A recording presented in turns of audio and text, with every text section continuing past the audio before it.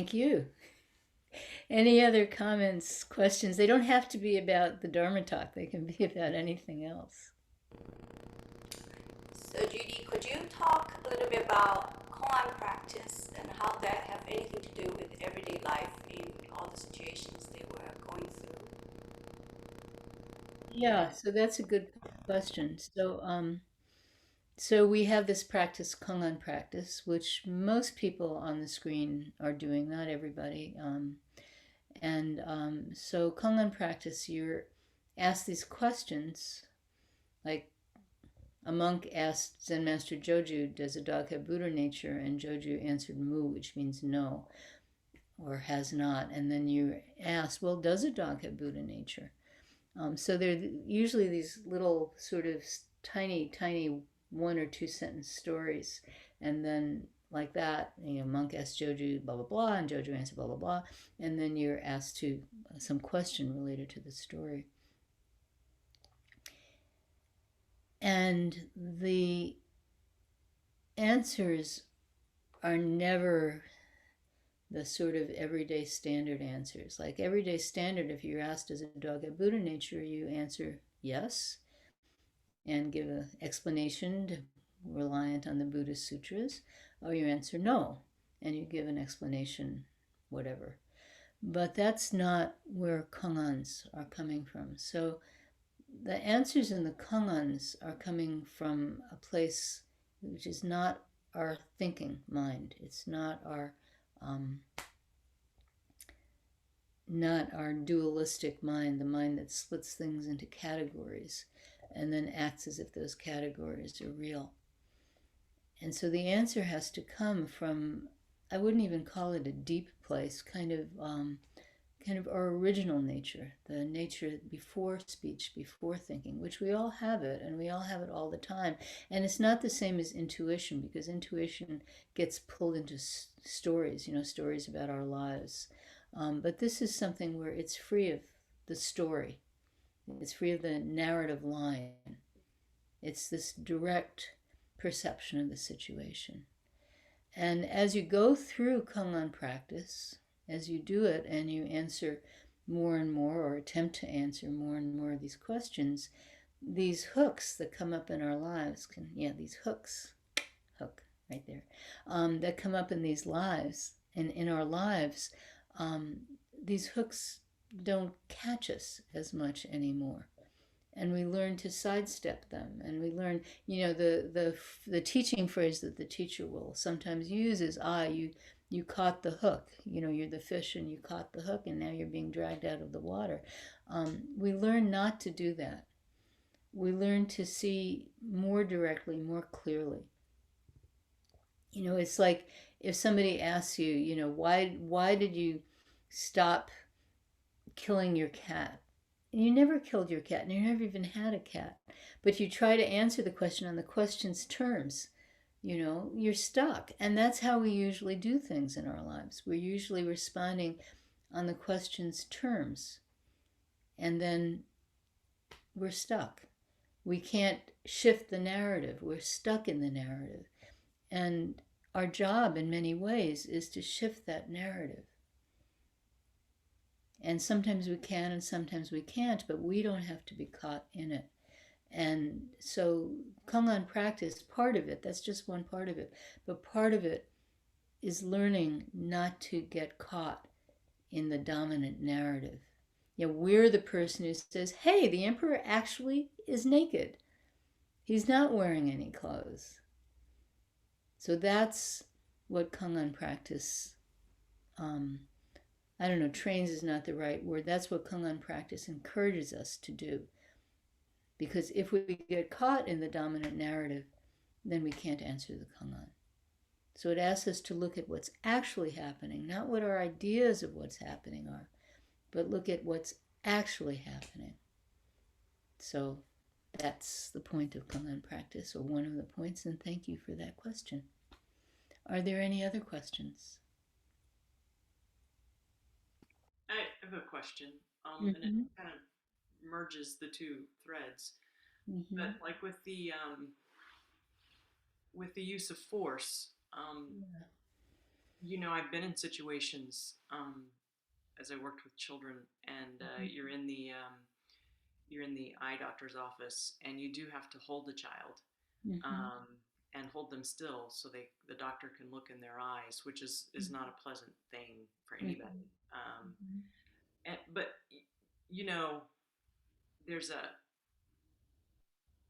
there's a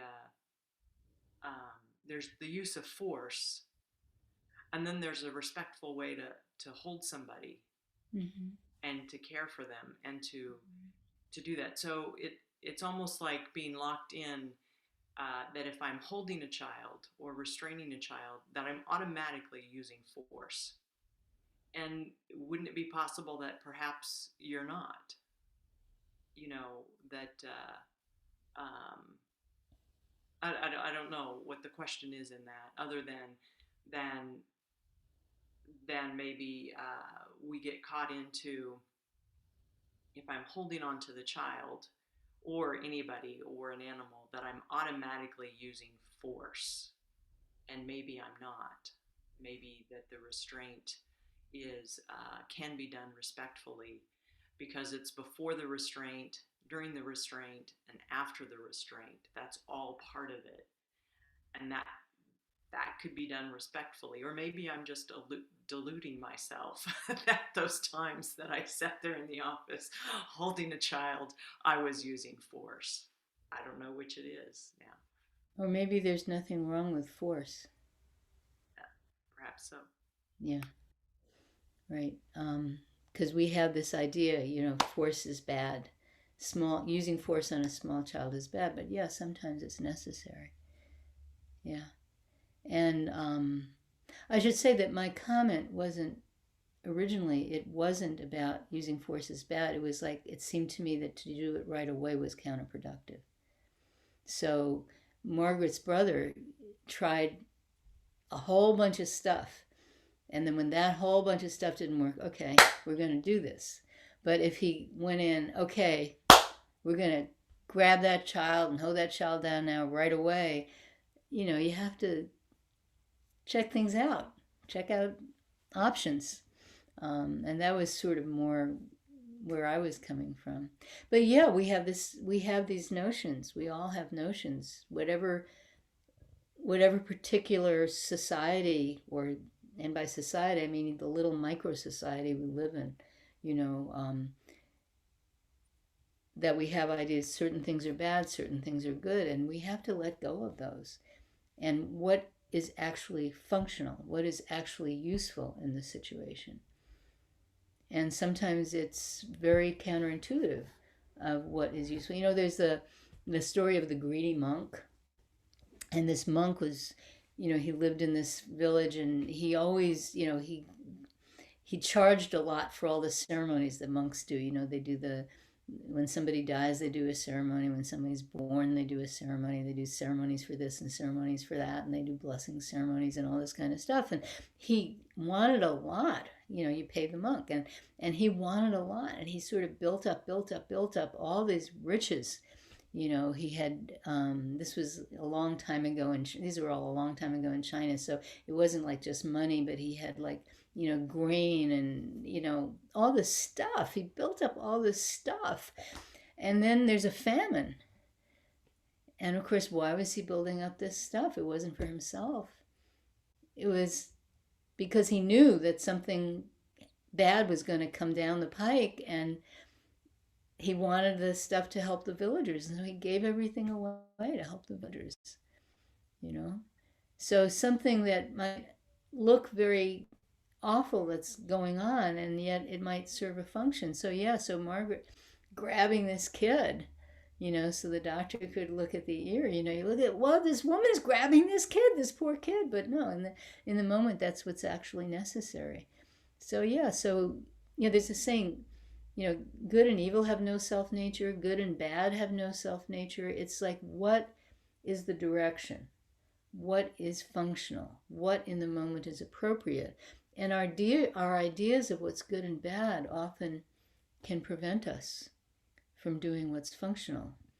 And from any direction. I mean, there's some directions, some societies where you're supposed to smack your kid when they do the wrong thing, and there are other societies where you're supposed to sit your kid down and give them a long talk about what you did and what you didn't do. And in fact, both of them have their places of inappropriateness, and there are times when both of them may be appropriate. Your kid runs out in the street, they're 2 years old, you grab them, you give them what we call a pachin tuchas, maybe they'll remember not to run out in the street again. There are even times where things that look really horrible might actually be necessary. And to know the wisdom, to know the difference, the wisdom to know when to do what. This brings us back to Ting's question. This wisdom that enables us to sidestep the normal judgments that we all have, that sort of we sleepwalk through our lives, just going along with what we're supposed to be doing. But to sidestep that, to be able to see, oh, this is what is needed right here. This is what has to happen.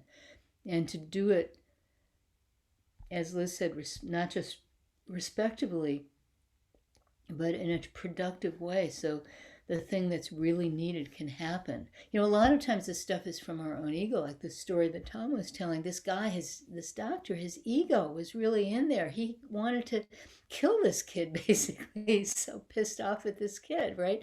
And that's what happens a lot. Our ego gets in there. We forget our true nature. We forget, we lose this don't know mind. We lose it, and we just get so caught up in our own anger and our own ignorance, and just, I know what has to happen, and this kid's insulting me, and we just get so caught up in that. It's just become this battle of wills instead of let's see. And yes, sometimes let's see is Margaret grabbing this kid and holding her down. I'm assuming it's a girl. I don't know if it was a girl. Maybe you said or not. Okay, it wasn't a girl. Okay, Margaret holding this boy down. Okay, maybe that's the thing that's needed in the moment. Life as a human being is non-trivial. Zen Master Sung-san always said, a cat understands a cat's job, a dog understands the dog's job. Human beings do not understand their job, and we really don't. Moment by moment by moment by moment, we really don't know our jobs. And that's our practice.